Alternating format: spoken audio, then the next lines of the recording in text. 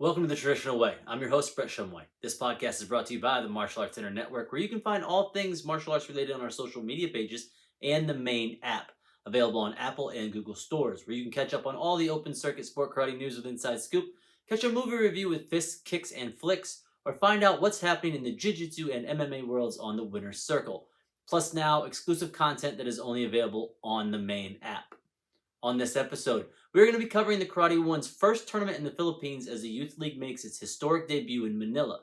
This event marks the halfway point on the Youth League, and it had a pretty good turnout, with over 700 athletes from 58 nations present to compete.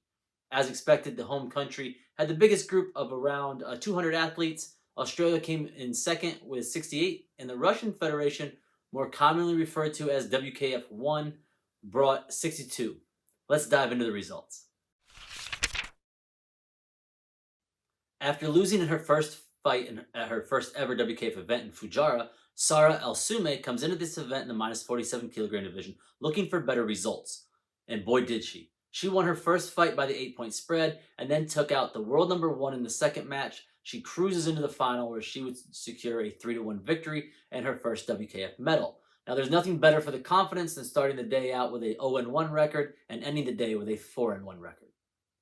The minus 54 kilogram division saw world number 2 Presley Allen come into this event with her impressive 88% win rate and not surrender a single point at this event. However, in her third and fourth matches, she wouldn't score either, leaving it up to the judges in both fights. Luckily, she earned the decision and advanced to the finals, where she would get back on track and take that match 4-0, earning her third gold on the Youth League and enough points to move her into the world number 1 spot. A breakout event for Linda Klempova in the minus 61 kilogram division, as her Youth League hasn't brought a ton of success. She came into Manila with an 8-5 record and only broke into the top 8 once prior to now. However, she dominated this event. She didn't surrender a single point. She marched through this division into the final, where she would take that match 10-0, securing not just her first gold, but her first WKF medal. It looks like Ice Van Bromo might have found her home back in the over 61 kilogram division. After 2 events in the minus 61 kilogram division, she returns to the heavier weight category and finds some success. She flew under the radar coming into this event, as she enters with a 2-3 record across 3 events. But she would take it to this division, outscoring her opponents 9-1 on her way to her first final, where she would win a tightly contested match 3-2 for her first WKF medal. The boys start off with Abdul Latifov Muhammad Rashad coming into his second WKF event after his first did not go well, where he lost in the first round. He made up for it in the minus 52 kilogram division here, as he would not surrender a point throughout the event. However, the final was uneventful, as he and his opponent fought to a 0-0 draw, but the judges rendered him the winner and by decision, and he secured his first WKF gold. The world number 1, Levani Dadeshkeliani, comes into the minus 57 kilogram division looking to secure his first gold for 2026. He has made every podium this year, but he has not topped one yet. He walked through the first 2 fights without any resistance, but required the Senshu to get out of his third and fourth fight. However, in the final, he would secure that gold he has been searching for, as he wins that matchup 2-0. The minus 63 kilogram division saw the debut of Maxim Maishev attending his first WKF event, where he would outscore his opponents 21-9 through the elimination pool and find himself in the finals. He would secure the gold medal after a final match where he won by a 2-0 margin, joining a very short list of athletes that win at their first WKF event. Also, welcome to the league, Marzouk Abdul Khair, who enters his first WKF event in the minus 70 kilogram division, and boy did he make a splash. He outscored his elimination pool 29-1, including 3 8-point spread matches on his way to the final, where he would meet the world number 6 in the division, and things got tougher, but he pulled out a 3-1 win to welcome himself to the division and let everyone know he is someone to start preparing for in the future.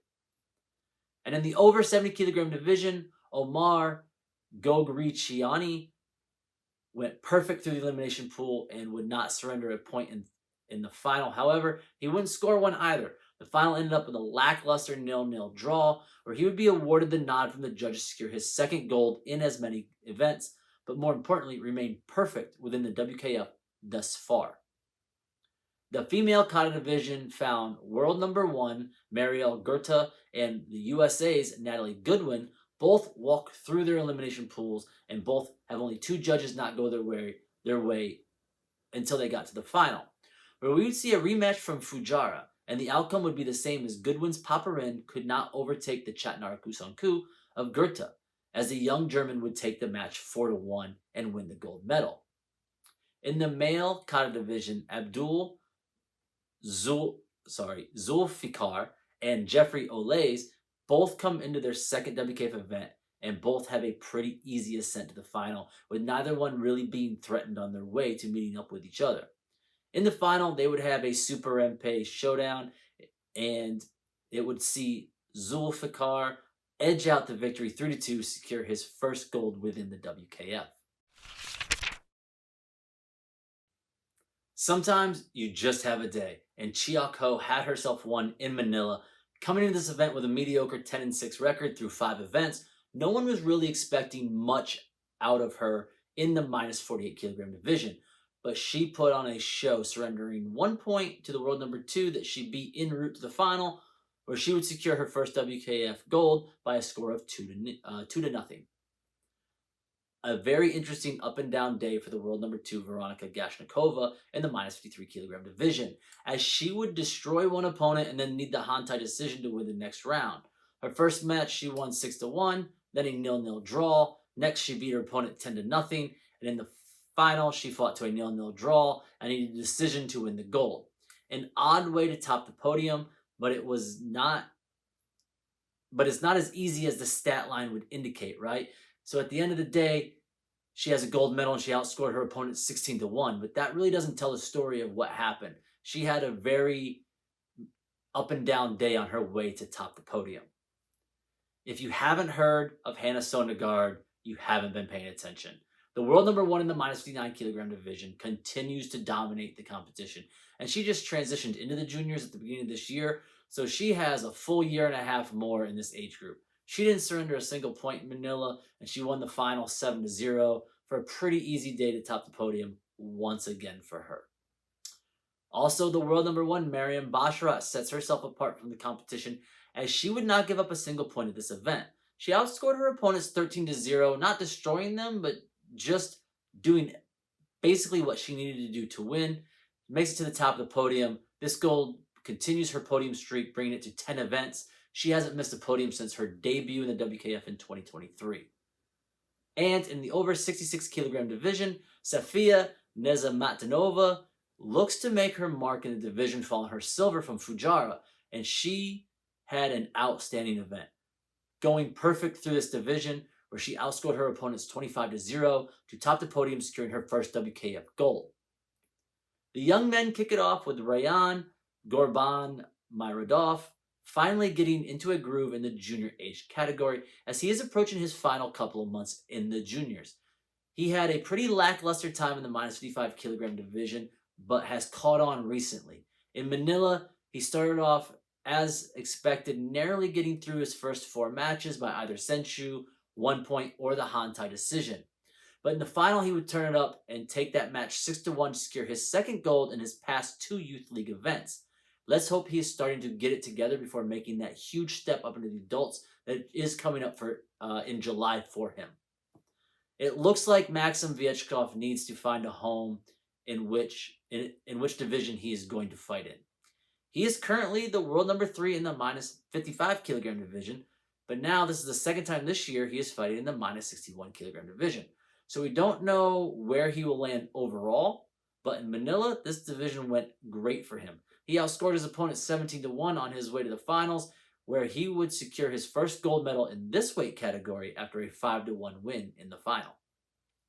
In the minus 68 kilogram division, Ibrahim Al-Khatiri walks through the elimination round, outscoring the field 30-6 in his first 6 fights, setting himself up for his first WKF final, and it would not be easy as his opponent fought him very well and kept it close through the entire match. but in the end, he pulled out a 2-1 victory to win his first WKF gold medal. Sardor Bakramov has a pretty easy ascent through the bracket on his way to the final, in which he remained untouched, winning his fights by a total of 16-0. And in the final, it would be a close fight, but with a lot of defense in between the two. But Bakramov would edge out the victory by a score of 2-1 for his first WKF gold medal.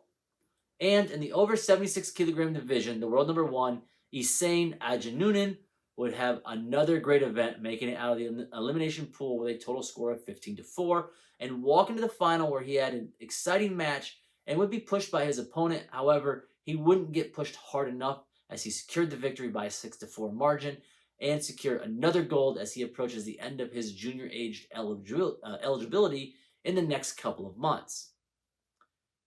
The female kata division would see an all-Indonesian final, so who else would you expect but Zaskia Salarante to be in that mix as she flew through the division, having her toughest match in the semifinals where she got through that by a 3-2 score, and that would be the only match that did not go her way by a 5-0 margin, including the final where her Gankaku was too much for her opponent.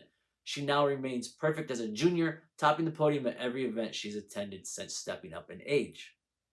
In the male kata division, we had a surprise, and his name was Martin Davala, who would work his way through the bracket to advance to the final against a Japanese athlete. And on paper, everyone thought it was going to be a nice silver medal for the American.